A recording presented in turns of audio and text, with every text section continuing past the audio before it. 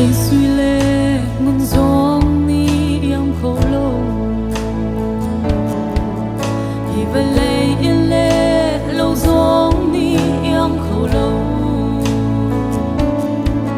có bồi ba Giêsu Christ ai em khổ tu ăn lo cả giờ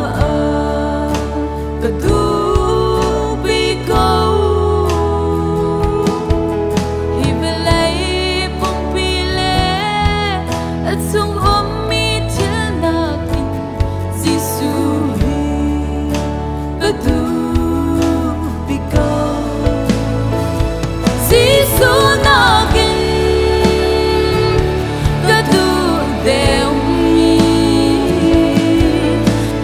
van a hin an khâu sim lo zum kla pathian bia kla pathian an na pompe tiang in a ka do tu ge ka ta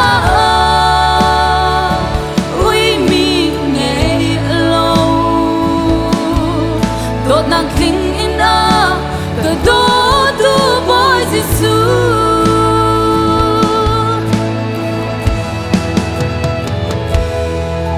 hi về lấy băng par rim hui ni yang kholo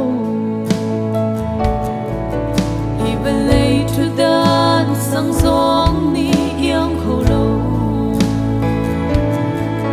ka boy pa Giêsu Christ ai yang khâu tu ăn lo cả giờ cả tu bi câu hi về lấy min than na dòng ni ăn yang khâu lại lo cả giờ cả tu bi câu Giêsu na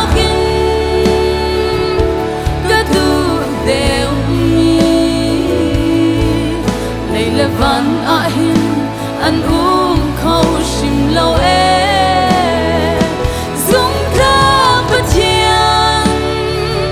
bia kla pathian an na pompe tiang in a ka do tu ge ka ta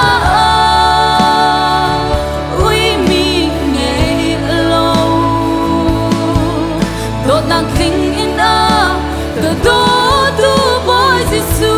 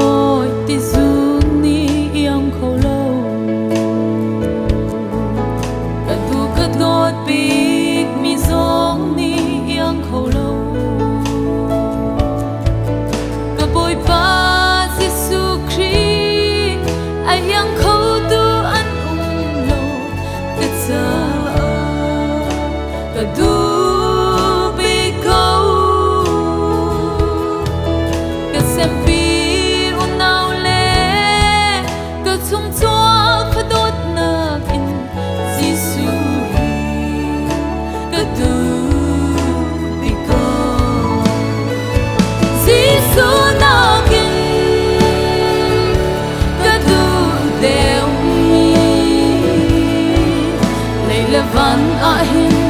an